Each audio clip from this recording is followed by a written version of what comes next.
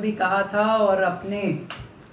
Election के manifesto में भी बोला था। मुझे खुशी है कि सरकार के मात्र 4 महीने के कार्यकाल में ही हम इसके गठन की फॉर्मेलिटीज़ को पूरा कर पाए, और ये है दिल्ली के व्यापारियों के लिए कल्याण बोर्ड, दिल्ली व्यापारी कल्याण board, Delhi traders welfare board. इसका इस कैबिनेट में हमने गठन को अप्रूवल दिया, और ये एक ऐसा बोर्ड जो कि एक वैधानिक निकाय होगा, सोसाइटी रजिस्ट्रेशन एक्ट 1860 के तहत पंजीकृत होगा, और एक ऐसा राजनीतिक कदम जो सरकार की प्रतिबद्धता को भी दर्शाता है और दिल्ली के व्यापारी समुदाय की भलाई, उनकी आर्थिक सुरक्षा, उनकी स्थिरता को भी बढ़ावा देने वाला ये कदम है। और जिसके मुख्य उद्देश्य यदि मैं कहूँ कि वो सारी समस्याएं जो हमारा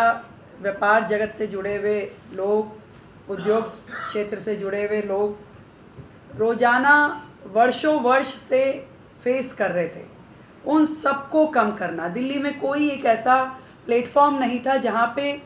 व्यापारी वर्ग के लोग इकट्ठे होकर अपनी समस्याएं कह सके। एक लाइफलाइन जो सिटी की है, दिल्ली की एक लाइफलाइन जो उसका स्तर बढ़ाती है, उसका इकोनॉमिक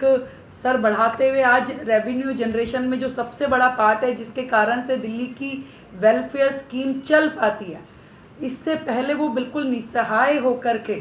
कि कोई मदद करने वाला प्लेटफॉर्म, कोई सुनने वाला, कोई समस्याओं का निवारण करने वाला कोई प्लेटफॉर्म दिल्ली में उपलब्ध ही नहीं था। तो दिल्ली ट्रेडर्स वेलफेयर बोर्ड ये अपने आप में एक बहुत बड़ा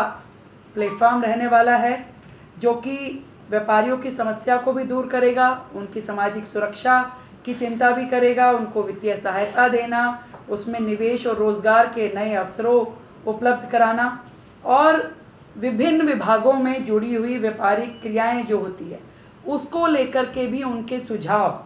पॉलिसी फॉर्मेशन, रिफॉर्म्स की बातचीत, रेगुलेटरी चैलेंजेस जो इनके सामने आते हैं उनकी चिंता करना, सोशल सिक्योरिटी बेनिफिट्स इन सबको देना, और इसके अलावा भी जो वेलफेयर के अलग अलग जो मेजर्स है उनको प्रदान करना, ईज़ ऑफ डूइंग बिजनेस का माध्यम बनना, और एम्प्लॉयमेंट एंड इन्वेस्टमेंट्स को बूस्ट करना। ये सारे के सारे कार्य वो होंगे जो हमारा ये बोर्ड करेगा। और मैं समझती हूँ कि दिल्ली सरकार और व्यापारियों के बीच में संवाद करने का ये एक मजबूत चैनल बनने वाला है। व्यापारियों से जुड़ी हुई कानूनी जो औपचारिकताएं हैं उनको सरल बनाने का ये माध्यम बनेगा, और व्यापारी और उनके कर्मचारियों के हितों में नीतिगत सुझाव देने का भी ये प्लेटफॉर्म होगा। सामाजिक सुरक्षा में जैसे लाभ, बीमा, स्वास्थ्य सेवा से जुड़े हुए कार्यक्रम उनके लिए करना भी इस प्लेटफॉर्म का काम रहेगा, और व्यापारियों से जुड़ी हुई कोई